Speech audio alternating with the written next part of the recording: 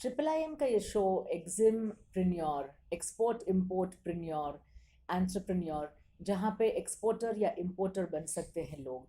ये शो हमने चालू किया हुआ है कि हमारे जो एलमनाई हैं, हमारे जो पार्टिसिपेंट्स हैं और हमारे जो स्टूडेंट्स हैं, उनके बारे में है ये शो कि उनकी जर्नी कैसी रही अभी तक। ये एक प्रेरणादायक शो है जिसमें बहुत सारे हमारे स्टूडेंट्स आ रहे हैं, आएंगे और बताएंगे उनकी जर्नी का उतार चढ़ाव। एक्सपोर्टर तो बन गए, पर कैसे बने, इम्पोर्टर बने, एक्सपोर्टर बने, कैसे बने। आज हमारे मेहमान हैं भौतिक मेहता। भौतिक ने बैकग्राउंड उनका मैं थोड़ा सा दूं तो बिजनेस फैमिली से आ रहे हैं और ग्रेजुएशन के बाद वो लंदन गए थे एमबीए करने के लिए। वहाँ न रुकते हुए वो इंडिया वापस आए और इंडिया में आके उन्होंने क्या, कहाँ, कैसे किया, हम उन्हीं से जानेंगे। तो भौतिक मेहता हमारे साथ है। आई वेलकम भौतिक। जैसे मैडम ने बताया कि मैंने एमबीए लंदन से कंप्लीट किया है। उसके बाद मैं इंडिया आया और मुझे मेरा एक क्यूरियोसिटी था इंपोर्ट एक्सपोर्ट करने का। और मैंने यहाँ पे आके फिर उसका थोड़ा रिसर्च किया। रिसर्च करने के बाद मैंने दो तीन जगह पे इंक्वायरी की। उसके बाद मुझे एक अच्छी इंस्टीट्यूट में एडमिशन मिला और मैंने वहाँ पे कोर्स कंप्लीट किया। उसके बाद मैंने तो इंटरप्रेन्योरशिप के लिए अप्लाई किया था। मुझे वो इंस्टीट्यूट में मुझे इंटरप्रेन्योरशिप मिली थी। उसके बाद मैंने वहाँ पे बहुत सारे स्टूडेंट से बहुत सारे क्वेश्चंस क्रिएट हुए थे, जैसे इंपोर्ट एक्सपोर्ट के रिगार्डिंग। उन्होंने बहुत सारे क्वेश्चन भी मुझे पूछे थे, तो मैंने कुछ आंसर भी ऐसे दिए थे। फिर उसके बाद मैंने खुद सोचा कि अब मैं प्रैक्टिकल करूँ। मैंने खुद मेरा इंपोर्ट एक्सपोर्ट का प्रैक्टिकल करने का प्लानिंग किया। और मैंने फिर यहाँ से मेरा फर्स्ट ऑर्डर आया था चाइना से। जब मैंने ये बिज़नेस स्टार्ट किया उसके 6 महीने के बाद ही मेरे पास आया था, जो फास्ट ग्रोइंग था मेरा। और मैं सुबह 6 बजे से लेके रात को 3 बजे तक काम कर रहा था, बिकॉज मुझे हर एक कंट्री में बात करनी थी, क्योंकि पहले पहले बहुत जोश था करने का। इसलिए मैंने हर एक कंट्री में कॉल कर रहा था। 3 3 घंटे 4 4 घंटे कंटिन्यूस कॉलिंग पे था। बाहर से बात कर रहा था, उसकी रिक्वायरमेंट समझ रहा था, कैसा है कैसा नहीं, वो सब समझने के बाद फर्स्ट जो ऑर्डर आया जो चाइना से आया। हालांकि मैंने जिसको भी बताया कि मेरा फर्स्ट ऑर्डर चाइना से है, सब लोग पूछते थे यार हम लोग चाइना से इंपोर्ट करते हैं और तो यहाँ से एक्सपोर्ट करने का प्लानिंग करो। मैंने कहा हाँ, वेरी मुझे गुड। एक्सपोर्ट ही करना था वहाँ से। तो मैंने सबसे पहला मेरा टारगेट कंट्री चाइना रखा, तो मेरा पहला ही ऑर्डर चाइना से आया था। हालांकि 6 महीने लग गए थे ऑर्डर आने से टाइम, बट मेरा फर्स्ट ऑर्डर कंप्लीट हुआ था। वेरी गुड भौतिक। भौतिक, मैं आपसे पूछना चाहूंगी कि आपका बिजनेस फैमिली है, आपके फैमिली में सब लोग बिजनेस कर रहे हैं, आपके हम्म। पापा, आपके चाचा, जैसे हम पहले बात कर रहे थे। तो मुझे बताइए कि आप भी बिजनेस में आ गए, एंटरप्रेन्योर बन गए, एक्सपोर्ट एंटरप्रेन्योर जो हम एग्जिमप्रेन्योर बोल रहे हैं वो आप बन चुके। बट आपकी फैमिली में से आपको प्रोत्साहित किया गया, आपको सपोर्ट किया गया, ये हमें बताइए, क्योंकि उनका बिजनेस अलग है और आप जो कर रहे हैं वो अकेले अलग कर रहे हैं। तो इसके बारे में हमें कुछ बताइए भौतिक। मैडम वो बहुत इंटरेस्टिंग स्टोरी है। उसमें ऐसा हुआ था कि जब मैंने इंपोर्ट एक्सपोर्ट का बिजनेस का प्लानिंग किया था, तब वी प्रिपेयर कि मुझे 1 साल तक कुछ भी कमाने को नहीं मिलेगा। और व्हेन द टाइम मेरे पापा का बिजनेस भी थोड़ा अप एंड डाउन चल रहा था, तो पापा थोड़ा खफा थे मेरे से कि भाई तू जॉब कर ले, कुछ भी कर ले, वी नीड मनी, राइट। तो मम्मी ने मुझे मैंने मम्मी को सब बताया, तो मम्मी ने मुझे बोला कि चल कोई दिक्कत नहीं है, तू तेरा बिजनेस करने का प्लानिंग कर, मैं तुझे 100% सपोर्ट करूँगी। तो वो मुझे याद है, तब मेरे घर से और वहाँ ऑफिस जाने के लिए भी मेरे पास बाइक व्हीकल कुछ भी नहीं था। मुझे बाई बस ही जाना था, तो उसके भी 20 20 50 50 रुपये मम्मी बचा के मुझे देती थी कि भाई ले जा तू और तू जाके वापस आ। तो that time I think like मुझे कैसे भी करके इस टाइम में इतने ऑर्डर्स तो लेके आने ही है, कैसे भी करके, कि मैं मेरा पूरा महीने का सर्वाइवल निकाल सकूं। मम्मी ने मेरे जितने पैसे मुझे थे वो सब उनको सोच समय वापस कर सकूं, और मेरे पापा के सामने मैं बोल सकूं कि मैं एक्सपोर्टर बन गया हूँ। पापा जो खफा थे, हम्म। आपसे पैसे कमाने की हम्म। सोच रहे थे, वो पापा को आपने खुश कर दिया अंत में। हाँ, उसमें ऐसा हुआ कि जब मेरा फर्स्ट ऑर्डर आया, तब मैंने जैसे भी मेरा जो भी फर्स्ट प्रॉफिट आया था, ठीक है, मैंने पूरा का पूरा उनके हाथ में दिया। तो उस टाइम उन्हें फील हुआ कि मैंने उसको रोका, वो मेरी सबसे बड़ी गलती थी। और उसकी मम्मी ने इतना सपोर्ट किया, उसका बहुत बड़ा अचीवमेंट था, जो रिजल्ट ये मुझे दे रहा है अभी साथ में। वेरी गुड भौतिक, बहुत अच्छी कहानी आपने जो बताई कि फैमिली में कैसा हो रहा था और फादर के बिजनेस में थोड़ा सा अप डाउन था और आपने फिर बता दिया कि नहीं, आप जो ड्रीम लेके आए हो लंदन से वो ड्रीम आपने फुलफिल कर दिया और आप कमाए। अब मैं आपको पूछना चाहूंगी भौतिक कि आपका ये जो सुबह उठना 6 बजे, रात को 2 बजे तक जगना और एक्सपोर्ट इंपोर्ट के बारे में सोचते रहना, काम करते रहना, वो क्या है? वो इतना ज़रूरी है क्या? मैडम एक्चुअली ऐसा था कि जैसे मैंने बताया कि मुझे कैसे भी करके एक ऑर्डर लाना था। ठीक है, तो मुझे जो मैंने प्लानिंग किया था उस हिसाब से मैं चल रहा था कि मुझे चाइना में, यूएस में, जहाँ जहाँ पे मेरे प्रोडक्ट का मार्केट था वो सब मार्केट मुझे कवर करना था। वो सब की रिक्वायरमेंट समझनी थी, कौन कौन है वहाँ पे, कैसे करते हैं, कैसे कैसे प्रोडक्ट, वो कौन से टाइप की प्रोडक्ट लेते हैं, वो सब मुझे समझना था। मार्केट के बारे में थोड़ा रिसर्च करना था। इसलिए मैंने हर एक कंट्री में मैं मिनिमम 10-10 बायर्स को कॉल कर रहा था, उनकी रिक्वायरमेंट समझ रहा था। उसके बाद ही मैंने एक प्लानिंग किया कि भी अब मुझे कौन सी कंट्री में कैसे कैसे हिसाब से कॉलिंग करना है, बात करनी है। उस हिसाब से मैंने शेड्यूल बनाया और उस हिसाब से मैं रात को सो के सुबह जल्दी उठ जाता था। भौतिक, क्या मैं ये कह सकती हूँ कि एक्सपोर्ट की जो आपकी लगन थी, हम्म, एक्सपोर्ट करने की या इंपोर्ट करने की जो आपकी लगन थी, वो एक इच्छा शक्ति आपकी इतनी प्रबल थी, इट वॉज सो स्ट्रॉन्ग कि आपको डिसिप्लिन से काम करवाया? 100% मैम, बिकॉज ऑफ इंडिया में जो अभी चल रहा है और आउट ऑफ कंट्री में जो चल रहा है वो बहुत समझना बहुत ज़रूरी था मुझे।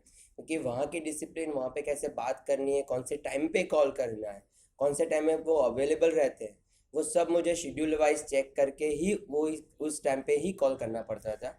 इसलिए बहुत एक आपने एक अच्छी बात बताई कि आपने सबसे पहला ऑर्डर एक्सपोर्ट का चाइना में आपने किया और वो आपको 6 महीने लगे। यहाँ मैं पूछना चाहूँगी कि आपको चाइना में लैंग्वेज का कोई प्रॉब्लम आया? यस मैम, चाइना में लैंग्वेज का प्रॉब्लम आया था। बट वहाँ पे कुछ जैसे कि यहाँ पे व्हाट्सएप है, ठीक है, वहाँ पे भी जैसे मैसेंजर थे 2-3, उस मैसेंजर्स में हम लोग गूगल ट्रांसलेटर का यूज़ करते थे, उसमें से ट्रांसलेट करके वो मैसेंजर्स के थ्रू उनको मैसेज भेजते थे कि भाई हम क्या करते हैं, हमें क्या बेचना है और आपकी रिक्वायरमेंट क्या है। वो मैसेंजर के थ्रू मैसेज डालने के बाद उसका रिक्वायरमेंट का आंसर आता था और हम वो आंसर का हम लोग वो क्वेश्चन का हम लोग आंसर देते थे। Very good. तो you use to use the translator and आप कम्युनिकेशन करते यस, थे। यस। तो आपके बारे में अगर मैं बात करूं तो चाइना का फर्स्ट ऑर्डर आया तो आपको ऐसा लग रहा है कि भाषा, language is not a barrier? Language सीखना, समझना, कोई लैंग्वेज मुझे नहीं आती तो मैं एक्सपोर्टर नहीं बन सकता, मैं बन सकता हूँ, ऐसा कोई होता है लैंग्वेज की बैरियर? मैम लैंग्वेज का इश्यू होता है, बट डजेंट मैटर कि लैंग्वेज के बिना मैं बिजनेस नहीं कर सकता। राइट, अपने पास गूगल ट्रांसलेटर का बहुत अच्छा उपयोग कर सकते हैं हम लोग। गूगल ट्रांसलेटर के थ्रू हम लोग सबको मैसेज डाल सकते हैं एज ए ट्रांसलेट करके। ठीक है, और हम उसको जवाब भी, जो क्वेश्चन है उसका आंसर भी दे सकते हैं। वो अगर चाइनीज़ में लिखते हैं तो हम लोग चाइनीज़ का इंग्लिश में ट्रांसलेट करते हैं, फिर उसका आंसर इंग्लिश में राइट करते हैं, उसके बाद वो इंग्लिश को चाइनीज़ में ट्रांसलेट करते हैं। उसके बाद वो उसको एक बार फिर से इंग्लिश में ट्रांसलेट करके देख लेते हैं कि प्रॉपर हुआ है कि नहीं हुआ है। उसके बाद ही हम उसको कन्वे कर देते हैं। क्योंकि क्या यस, होता है, अगर वो कन्वर्जेशन प्रॉपर नहीं होता है तो कुछ गलत मैसेज उसको चला जाता है, उस टाइम अपन का ऑर्डर कैंसिल होने का चांसेस 100% हो जाएगा। रहता है। तो यस। वेरिफिकेशन करते हैं हम, हम्म। वो हमने जो ट्रांसलेट किया उसका वापस से वेरिफिकेशन करते हैं। Very good point. भौतिक, मैं आपसे एक और सवाल पूछूंगी आपके फर्स्ट ऑर्डर के बारे में। आपने प्रोडक्ट क्या सिलेक्ट किया था? मेरा एक्चुअली प्रोडक्ट था पहले स्पून, बट मैंने थोड़ा कौन से रिसर्च किया। मटेरियल में था वो हाँ, स्पून? पीएस मटेरियल में था। मैंने वो उसका थोड़ा रिसर्च किया, पर मुझे इतना मार्केट इतना जमा नहीं, क्वालिटी इसी इंडिया में इतनी अच्छी लगी नहीं। उसके बाद मैंने मार्केट में 4 जगह घुमा, 4 नए लोगों को मिला।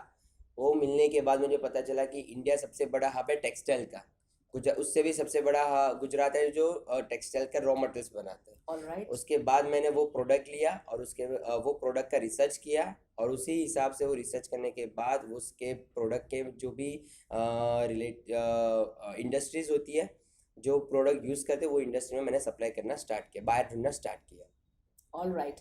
तो फिर आपको जो चाइना से पहला ऑर्डर मिला, आपने एक्सपोर्ट किया, यस दुनिया इंपोर्ट करती है चाइना से, और करीबन 4.5 साल पहले, 5 साल पहले भौतिक आपने चाइना को एक्सपोर्ट किया। क्या एक्सपोर्ट किया आपने, हमें बताएंगे? मैंने चाइना में सबसे पहला एक्सपोर्ट किया टेक्सटाइल केमिकल का।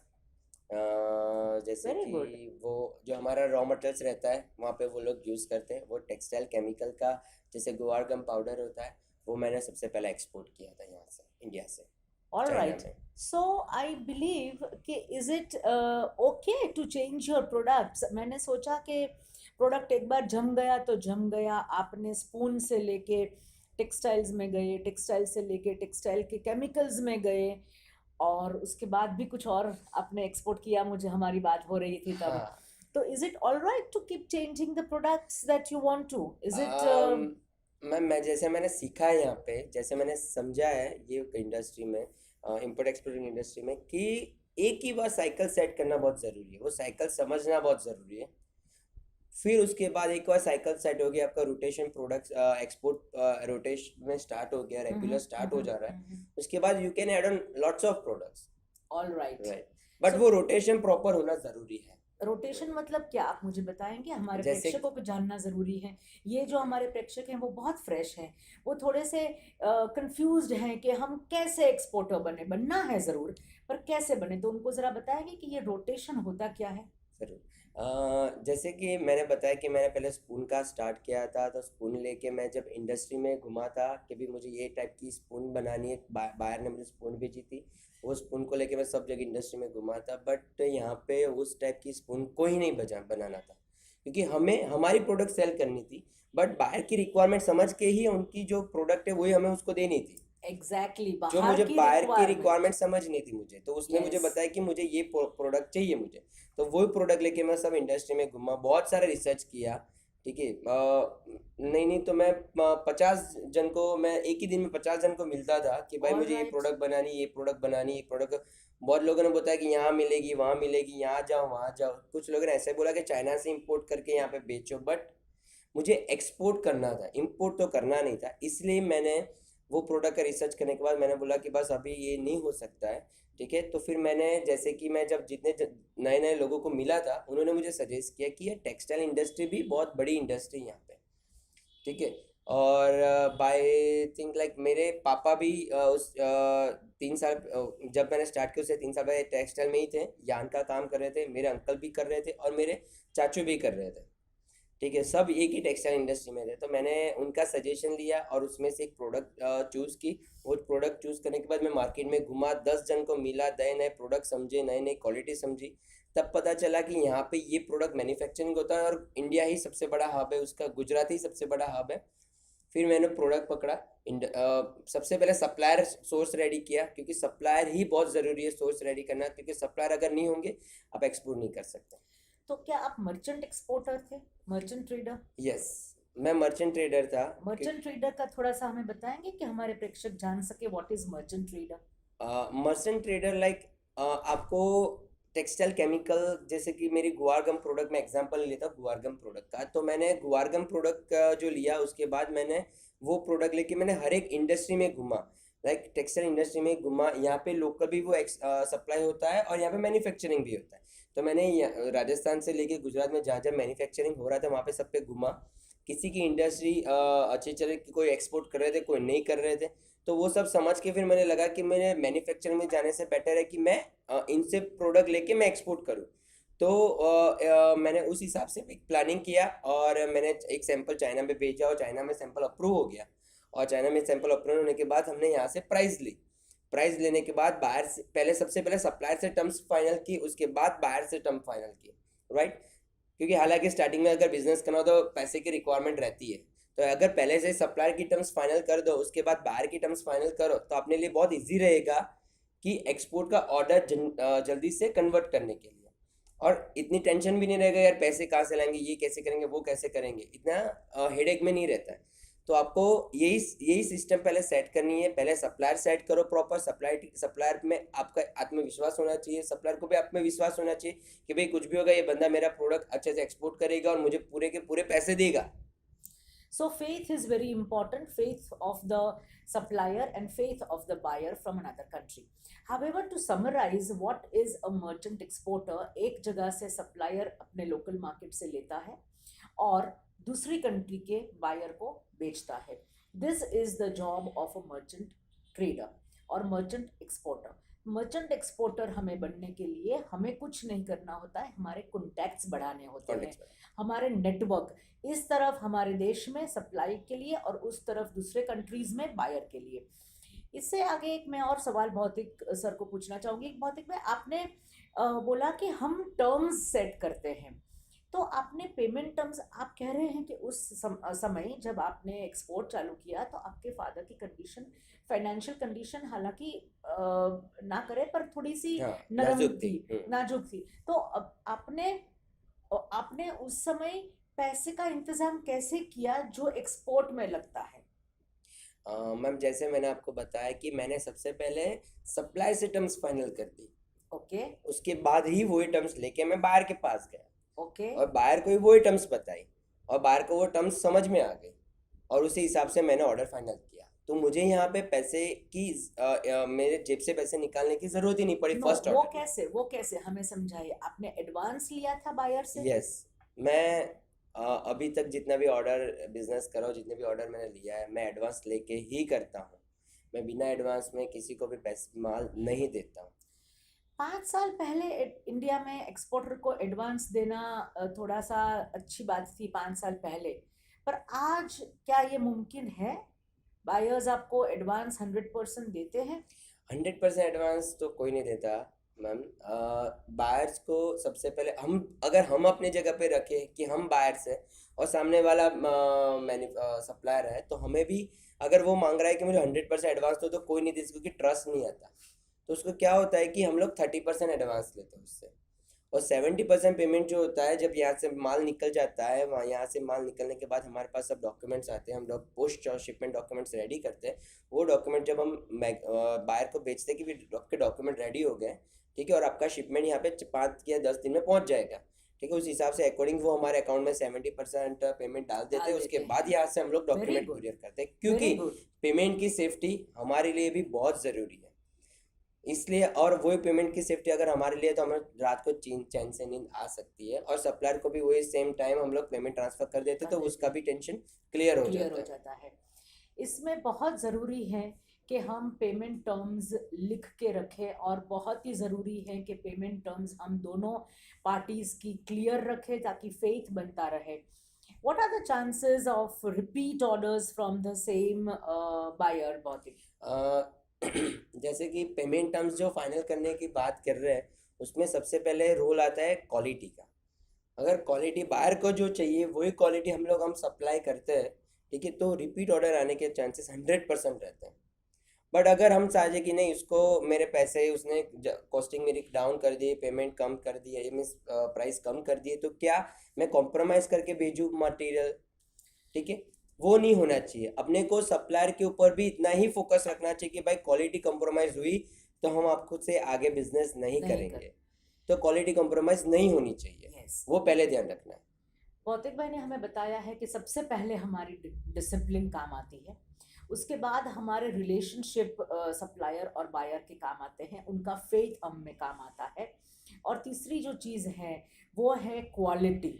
क्वालिटी वाली हम अगर चीज़ बेचेंगे तो, और क्वालिटी वाली चीज़ हम खरीदेंगे पहले तो और वो बेचेंगे, तो हमारे रिपीट ऑर्डर्स की संभावना बढ़ जाती है. ये 3 चीज़ें अभी हमने सीखी हैं. मैं भौतिक भाई को अभी पूछना चाहूँगी कि सर आपको कोई दिक्कत, आप अभी तक जो बोले मुझे लग रहा है कि आसान सा था. इज इट रियली दैट थोड़ी दिक्कतें आई थी या बहुत कुछ हमें हमारे प्रेक्षकों को बताएंगे ये दिक्कतें आपने आई थी तो कौन सी थी और उसको ओवरकम कैसे किया? जैसे भी मैंने आपको बताया मैम, सबसे पहला ऑर्डर मेरे चाइना से आया था और मैंने मटेरियल लिया था और मैंने एक्सपोर्ट जो किया था, तो मैंने सप्लायर के ऊपर इतना ट्रस्ट रखा था कि हाँ भाई वो सप्लायर अच्छे से कर देगा, क्वालिटी अच्छी दे देगा, ठीक है. पर मैंने उसके ऊपर ध्यान नहीं दिया, क्योंकि वो ऑलरेडी मैंने एक बार ट्रस्ट बिठा दिया, तो मैं गया नहीं था पर्टिकुलर वहाँ पे देखने के लिए क्या है क्या नहीं. तब सप्लायर ने क्वालिटी कॉम्प्रोमाइज़ करके वो मटेरियल वहाँ पे क्लाइंट को बेच दिया था, और हमें लगा कि क्वालिटी जो हमने पास की थी वही क्वालिटी उन्होंने भेजी है.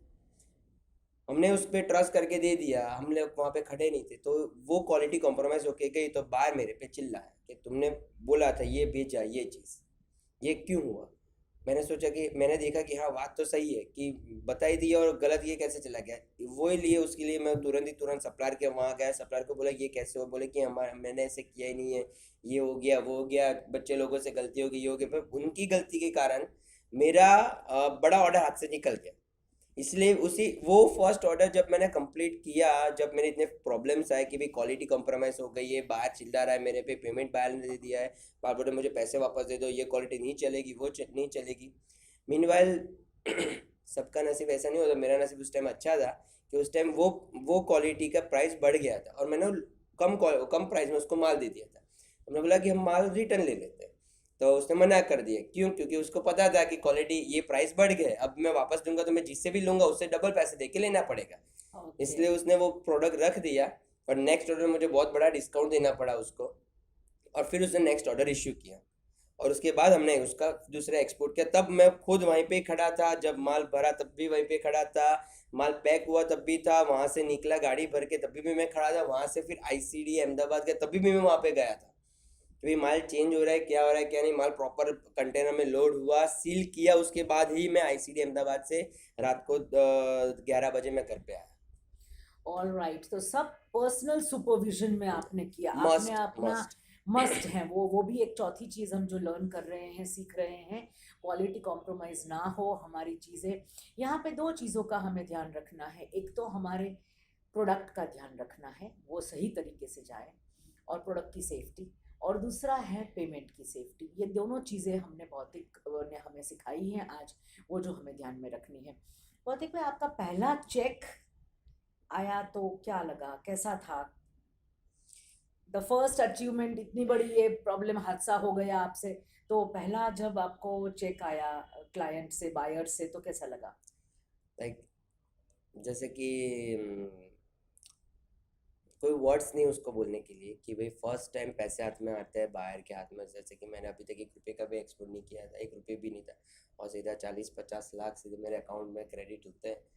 तो लाइक कुछ अलग ही फीलिंग आ गया था उसके अंदर मेरा कि भाई क्या हो गया इसके अंदर, एकदम से इतने सारे पैसे। I can not speech anything, like मुझे उसको एक्सप्लेन नहीं कर सकता हूँ, but you can imagine like कैसा हुआ होगा उस टाइम ये मेरा। 40-50 लाख रुपये में आया था? रुपये में कन्वर्ट करके आप बोल डॉलर, रहे हो? पहले तो डॉलर आए थे, डॉलर डॉलर के आए थे, अंदर डॉलर कन्वर्ट का किया। पेमेंट फिर आपने रुपये में, अभी या हमें जो बैंक रकम से दी वो रुपये में दी। तो इतनी बड़ी रकम आई तो उसको इन्वेस्टमेंट भी आपने उतना ही किया होगा? मैम जैसे मैंने बताया कि इन्वेस्टमेंट का पार्ट जो मेरे हैंड में था नहीं उस टाइम, क्योंकि मैंने सप्लायर से ही डील ऐसे की थी, इसलिए मैंने इन्वेस्टमेंट हाँ सो किया था। इन्वेस्टमेंट किया था, मेरे टाइम का सबसे बड़ा इन्वेस्टमेंट था मेरा very time. Good, this I was, yes, this is the point I was trying to drive. मेहनत और टाइम, समय और मेहनत का इन्वेस्टमेंट किया था। बाकी सब चीज़ें हो जाती हैं, इच्छा शक्ति अगर प्रबल है तो समय और मेहनत, हमने कभी उसमें कॉम्प्रोमाइज़ मत कीजिए, उसकी भी क्वालिटी आप रखिएगा। ये चीज़ हम सीख रहे हैं आज भौतिक से।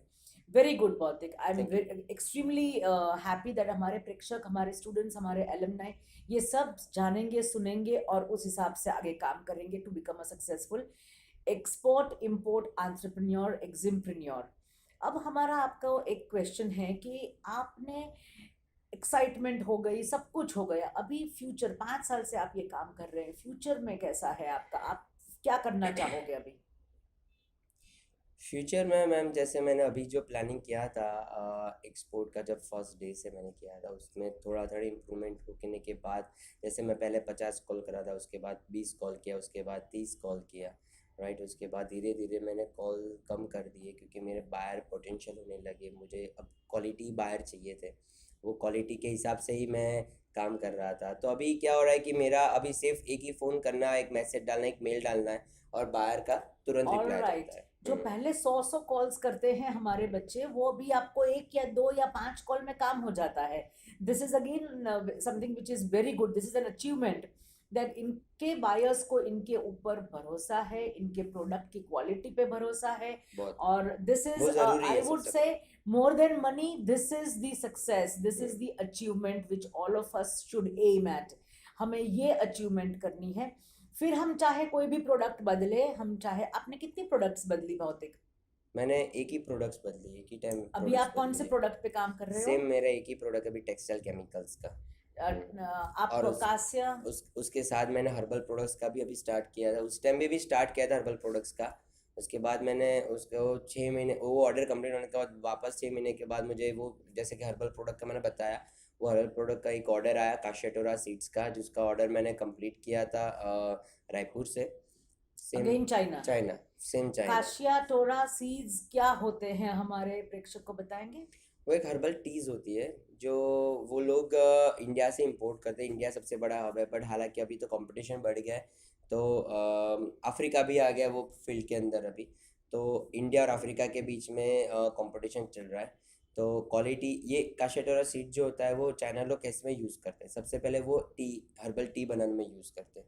ठीक है, दूसरे ये प्रोडक्ट का वो बच्चे को जो कुशन होता है उसके अंदर डाल के देते हैं, तो ब्लड रोटेशन फास्ट होता है उसके अंदर। वो सब जगह पे ऐसे कि हर्बल प्रोडक्ट्स में पूरा का पूरा यूज़ होता है, ये इंडस्ट्री में यूज़ होता है। तो यहाँ से जब जो लोग परचेस करते हैं वो यही इंडस्ट्री वाले ही परचेस करते हैं। काफी रिसर्च किया है आपने सारे प्रोडक्ट्स के ऊपर भौतिक। भौतिक, हमें एक, हमारे प्रेक्षकों के लिए एक अच्छा सा मैसेज जो उनको मोटिवेट करे, उनको काम करने की आपकी जितनी ही इच्छा बनी रहे, बताएंगे? मैं इतना बताऊंगा मेरे दर्शकों को कि आपका आपका जो भी प्रोडक्ट है, अब उसको ऐसा मत समझे कि ये एक्सपोर्ट होगा कि नहीं होगा। इतना ही समझ ले यही मेरा प्रोडक्ट है, इसको ही मुझे एक्सपोर्ट करना है, मुझे कुछ भी बाय हुक बाय क्रूक मुझे कैसे भी करके इसको एक्सपोर्ट करना है।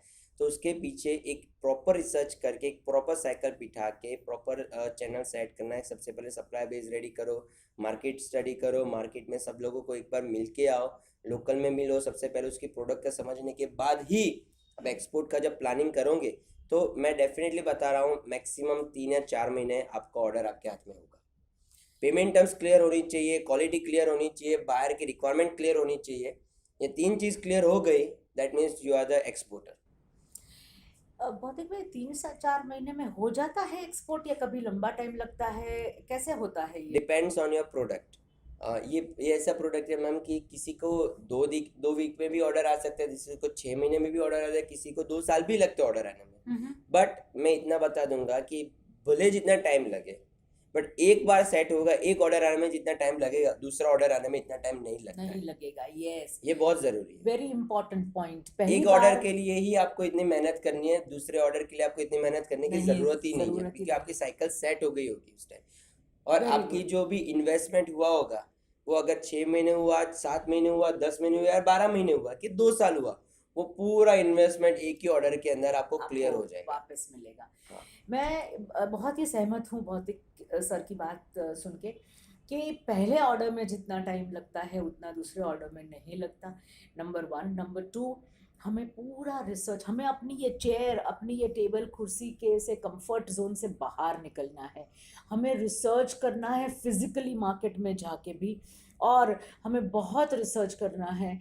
कुछ 100, 150, 500, 1000 कॉल किए हो, क्या क्यों नहीं किए हो हमें, पर वही एक कॉल हमें क्लिक करता है और वही एक कॉल हमें सक्सेसफुल एक्सपोर्टर, एग्जिमप्रेन्योर बनाता है। So please, I would request everybody to follow the principles which we have today been discussing with Bhautik sir.